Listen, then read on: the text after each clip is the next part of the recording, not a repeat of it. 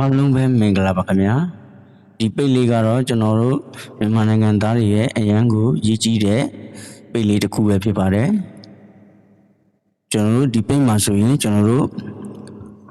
မြန်မာနိုင်ငံအတွက်ကျွန်တော်တို့မဲပေးရမှာဖြစ်ပါတယ်တော့ဒီပုတ်လေးမှာကျွန်တော်တို့မဲပေးမယ်ဆိုရင်ကျွန်တော်တို့ပေါ်နာလေးကိုချက်ဆွဲလိုက်ပါတော့ပေါ်နာလေးကိုဆွဲလိုက်လို့ရှိရင်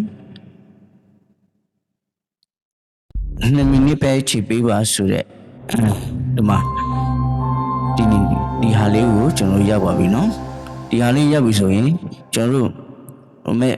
တဲ့ဖြေတစ်ခုကပေးတဲ့နေရာကိုဝင်တယ်နော်ဝင်မဲ့နဲ့ကျွန်တော်တို့စီမှုဆိုတဲ့နေရာလေးဝင်လိုက်လို့ရှိရင်ဒီလိုစာတွေအများကြီးကြာလာလိမ့်မယ်ကျွန်တော်မှနည်းနည်းပဲကြာပါဒါဆိုရင်ဒီနေရာလေးမှာဒီမှာ www.tochoosmyanmar.org ဆိုပြီးတော့ website လေးရှိပါတယ်အဲဒီ website ထဲဝင်လိုက်ပါwebsite ထဲဝင်လိုက်ရင်ကျွန်တော်တို့ပြည်သူ့စံတာခံယူခြင်းဆိုပြီးတော့ကျွန်တော်တို့မြန်မာနိုင်ငံအုပ်ချုပ်ရေးဆိုင်ရာပြည်သူ့အမည်လူထုသဘောထားစစ်တမ်းဒီစစ်တမ်းလေးကနေအဖြေလေးတစ်ခု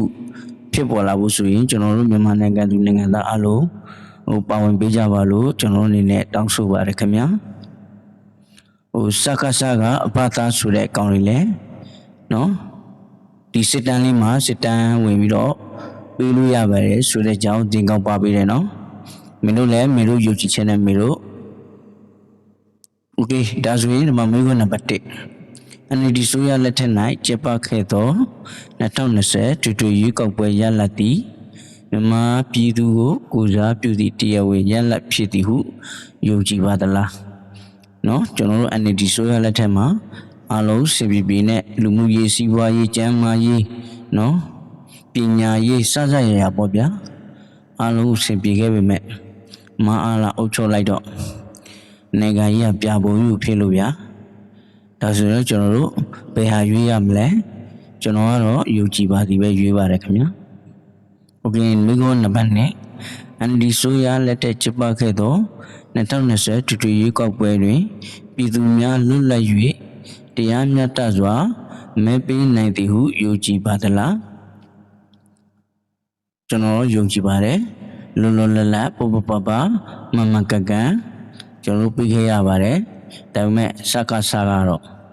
နော်မဲကိုကြောင်းပြပြီးတော့အာဏာကိုတိမ်လူ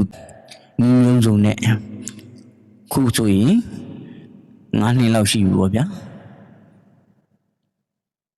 โอเคမိကုန်းနံပါတ်3စစ်ကော်မရှင်ကဦးစီးကျင်းပသောရွေးကောက်ပွဲသည်မြန်မာပြည်သူလူထုကိုစစ်မှန်စွာကိုစားပြုသည့်တရားဝင်ဆိုရတရားပေါ်ထွက်စေနိုင်မှုယုံကြည်ပါသလားနော်ကျွန်တော်ကတော့လုံးဝမယုံကြည်ပါဘူးခင်ဗျာနံပါတ်4စစ်ကော်မရှင်ကဦးစီးကျင်းပမည့်ရွေးကောက်ပွဲများတွင်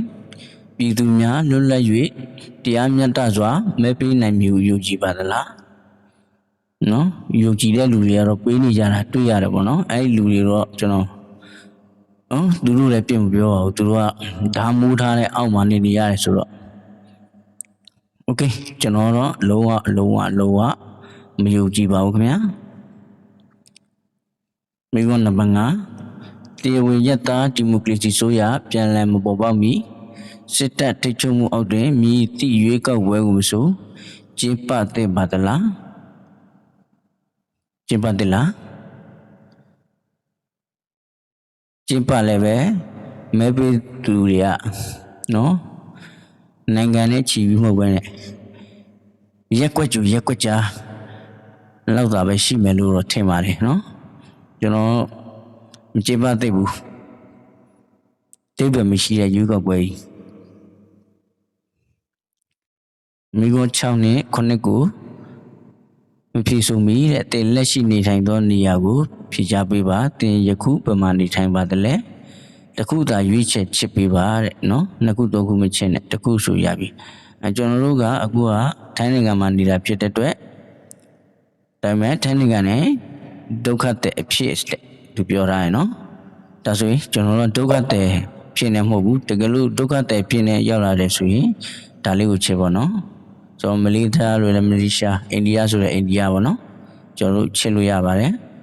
ကျွန်တော်ကတော့အာရှဒေသတွင်ရောက်ရှိနေသောမြန်မာနိုင်ငံသားဖြစ်နော်ကျွန်တော်အာရှတိုက်မှာဆိုတော့နော်โอเคဒါလေးကိုမှတ်ချလိုက်မယ်မိကွန်းနံပါတ်6မြန်မာနိုင်ငံခုခုတဲ့ဒုက္ခဖြစ်နေထိုင်သူဖြစ်ပါကဒုက္ခတဲ့ဖြစ်နေထိုင်သူဖြစ်ပါကမြန်မာနိုင်ငံသည်စစ်အုပ်ချုပ်ရေးအောက်သို့မဟုတ်စစ်ကော်မရှင်မှကျင်းပသည့်ရွေးကောက်ပွဲမှာထွက်ပေါ်လာသည့်ဆိုရအောက်တွင်လက်ရှိနေထိုင်မည်ဆိုပါကသင်ပြန်လာရန်စဉ်းစားမည်လားနော်ပြည်တွင်းမှာနေထိုင်တဲ့သူတွေဖြေရမလို့နော်โอเคကျွန်တော်တော့လုံးဝမပြန်တော့ဘူးဗျာနော်နိုင်ငံအခုခုတွင်ဒုက္ခတဲ့အဖြစ်နေထိုင်သူဖြစ်ပါကမြန်မာနိုင်ငံငြိမ်းချမ်းပြီးဘေးကင်းလုံခြုံမှုနဲ့မိမိသဘောဆန္ဒအလျောက်နေရပြန်ရန်ကိုအာမခံသည့်နောက်ဖက်ဒရယ်ဒီမိုကရေစီဆိုရလက်ထက်အတွင်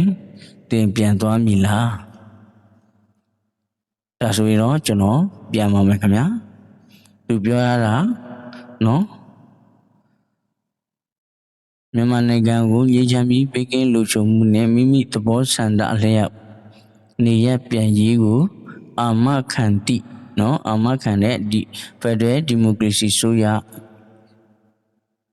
ရှိနေမှာတော့ကျွန်တော်ပြန်ပြီပေါ့ဗျာโอเคဒါပြီးသွားရင်ဒါဒီမှာကြတော့ကိုယ့်ရဲ့တက်ရွယ်ကိုယူခိုင်းတယ်ပေါ့နော်โอเคကျွန်တော်တက်ရွယ်ယူလိုက်ပါမယ်ပြီးရင်ယောက်ျားဖြစ်ကြောင်းကိုယူလိုက်ပါမယ်ပြီးရင်ကျွန်တော်ကတင်းနှင်းတိုင်းမှာနေထိုင်တယ်ပေါ့နော်โอเคဒါကိုနေထိုင်တဲ့မြို့ကိုယူရအောင်ပေါ့နော်ပြီးရင်ဒီနေရာလေးမှာဤစစ်တမ်းတွေပွားဝင်ရန်သဘောတူပြီးကျွန်တော်တို့ဤတုတ်ပြန်မှုများကိုလုံခြုံထားရှိမှုကိုထိမ့်သိမ်းထားစဉ်သူတေသနာနှင့်ထောက်ခံမှုရည်ရွယ်ချက်များအတွက်သုံးပြုမည်ကိုနားလည်ပါသည်နော်ဒီမှာရေးကြည့်တယ်နော်သူတေသနာလုပ်နေတာဖြစ်တယ်မဲပေးပြီးတော့သူတေသနာလုပ်နေတာဒီဟာနေပြီးတော့ကျွန်တော်တို့အဖြစ်တစ်ခုရမယ်ဆိုရင်ကျွန်တော်တို့အတွက်လက်ချက်တွေအများကြီးရှိပါတယ်နော်ပြီးရင်ဒီအောက်မှာကျွန်တော်တို့စစ်တမ်းတင်သွင်းပြီဆိုတာလေးနှိပ်လိုက်နော်ဒါဆိုရင်ပြီးသွားပါပြီနော်ဒီပို့လေးပေါ်လာရင်ပြီးသွားပြီနော်ဒါဆိုရင်ရပါပြီလွယ်လွယ်လေးပါမြန်မာနိုင်ငံသူနိုင်ငံသားအားလုံးကြားမှကြပါစေအားလုံးလည်းကျေးဇူးတင်ပါတယ်တည့်ရဲ့ share တစ်ချက်နဲ့မြန်မာပြည်ကိုကူညီပါ